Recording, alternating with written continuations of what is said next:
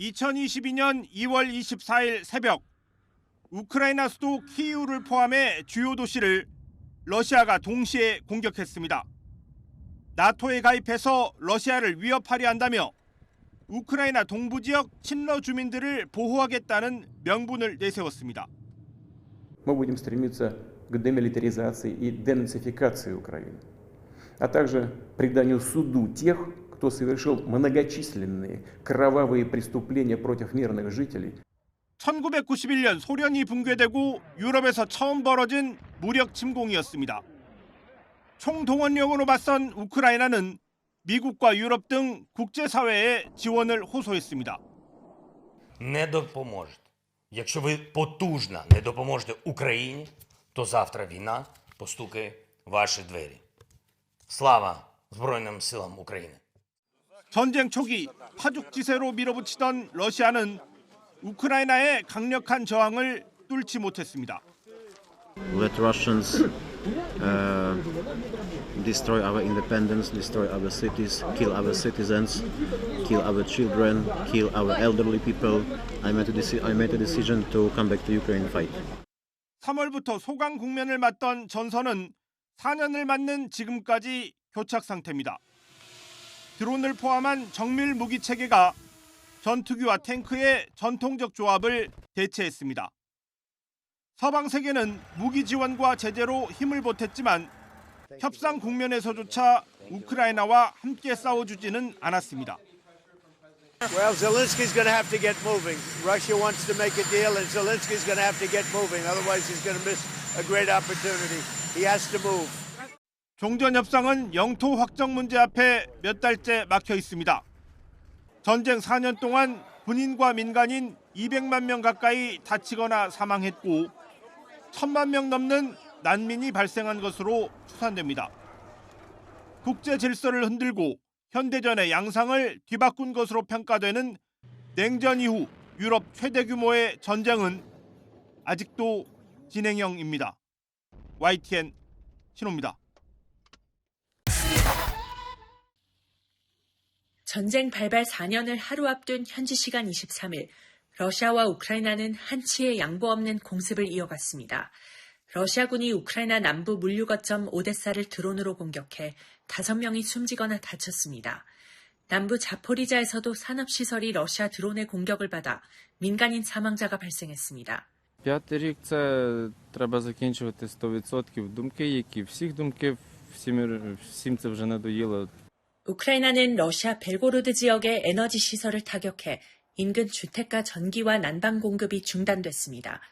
남부전선에서는 400제곱킬로미터 영토의 통제권을 되찾았다고 우크라이나군이 발표했습니다.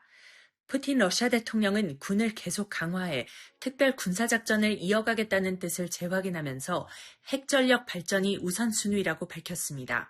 전쟁 4년을 맞아 러시아가 핵무기 보유국이라는 점을 강조하며 서방을 견제하려는 목적으로 풀이됩니다.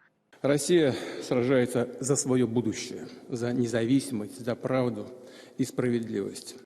이런 가운데 미국이 중재하는 3자 종전협상이 조만간 다시 열립니다. 우크라이나 측은 이번 주말쯤으로 예상했고 러시아 관영 언론은 이르면 26일 제네바에서 재개될 수 있다고 전했습니다. 네 번째 3자 협상이 될 예정인데 이를 계기로 추가 포로 교환도 이루어질 것으로 관측됩니다. 그러나 돈바스 영토 전체를 내놓으라는 러시아에 맞서 우크라이나는 양보할 수 없다고 버티고 있어 종전 돌파구는 여전히 보이지 않고 있습니다. 런던에서 YTN 조수연입니다. 휠체어에 몸을 의지한 채 살아가는 20살 루슬란 크니쉬 씨. 4년 전 러시아가 우크라이나를 침공했을 때 겨우 16살 고등학생이었습니다. Я тоді не знав взагалі, що робити. І перші думки це були безпорадність. 무력감에 울던 소녀는 성인이 되자마자 총을 들었습니다. 최전방에서 전우들의 시신을 수습하며 공포를 이겨냈고 정예 부대에서 박격 포병으로 복무했습니다. 하지만 지난해 6월 러시아의 드론 공격은 그의 삶을 송두리째 바꿨습니다. Я пам'ятаю, вже лежим, мене в поле відкинуло. Я лежу, травка, бур'ян точніше. 부사일생으로 목숨은 건졌지만 두 팔과 두 다리를 모두 잃었습니다. 20살 청년이 감당하기엔 너무나 가혹한 현실에 스스로 삶을 포기하고 싶다는 생각도 했습니다. Хто б що не казав, я не сильний. Я просто не можу дати собі слабину, бо хлопці і дівчата, які віддали своє життя, я не маю права зрадити їхню боротьбу. 비극 속에서도 루슬란 씨는 다시 일어설 준비를 하고 있습니다. 미국에서 의족 치료를 받은 뒤 장교가 돼 다시 군에 기하겠다는 꿈을 꾸고 있습니다. YTN 한상옥입니다. 미국은 핵무기를 뺀 모든 무기 체계를 2027년까지 유럽이 직접 책임지라고 통보했습니다. 정보와 감시 등 동맹의 두뇌 역할에서 손을 떼겠다는 조건부 발빼기가 시작됐습니다. 동맹을 가치가 아닌 청구서로 보는 미국의 태도는 우방국들에게 실존적 공포입니다. I said, if you're not going to pay, we're not going to defend. I said that 7 years ago, and because of that, they paid hundreds of billions of dollars. I said, if you're not going to pay your bills, we're not going to defend you. 전문가들은 나토의 근간인 집단 방위 원칙이 이미 파산 상태라고 진단합니다. 미국이 인도 태평양에 집중하면서 유럽은 더 이상 미국의 해구산을 100% 확신할 수 없게 됐습니다. Donald Trump is unbelievably skeptical of NATO. He doesn't like multilateralism. He doesn't like America being overcommitted to the interests of other states. 미국의 이탈 조짐은 곧바로 전선의 비극으로 이어졌습니다. 무기 지원이 지연되는 사이 러시아는 이 균열을 비집고 우크라이나 영토를 잠식하고 있습니다. So solidarity in Europe, with or without the United States, and the promise of a unified response to any kind of attack like that by Russia is absolutely vital now. 이른 징병제 부활을 프랑스와 영국은 독자적인 핵 억지력 강화를 서두르고 있습니다. Well, you know, each country decides for themselves how to deal with the question of getting enough men and women into the military. 2027년 미국은 요구가 수용되지 않으면 나토 지휘 체계에서 실질적으로 이탈할 방침입니다. 나토는 러시아의 미사일보다 동맹의 변심이라는 거대한 지각 변동 앞에 서 있습니다. 77년 혈맹은 이제 각자의 생존을 고민해야 하는 가장 위험한 시절을 맞이하고 있습니다. YTN 권영입니다. 우크라이나 전쟁이 4년이나 이어지면서 전선에서 싸우는 이들과 동원을 회피한 사람들 간 갈등이 점점 깊어지고 있다고 프랑스 일간 르피가로가 현지 시간 23일 전했습니다. 우크라이나 드론 조종사 데니스의 처가에는 전쟁 기간 내내 불편한 분위기가 이어졌습니다. 데니스는 2022년 러시아의 침공 초기부터 자원병으로 참전했으나 아내 율리아의 삼촌은 동원령을 피해 도망쳤습니다. 율리아의 삼촌은 자원병 모집 순찰대를 만날까 봐 두려워 가급적 바깥 외출도 삼가며 가족 모임에서 전선 이야기는 자연스레 기피 주제가 됐습니다.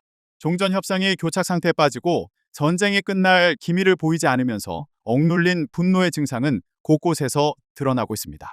지난해 르비우의 한 전사자 장례식에선 부상으로 휴가 나온 한 군인이 징집을 회피한 두 사촌의 악수를 거부한 일도 있었습니다.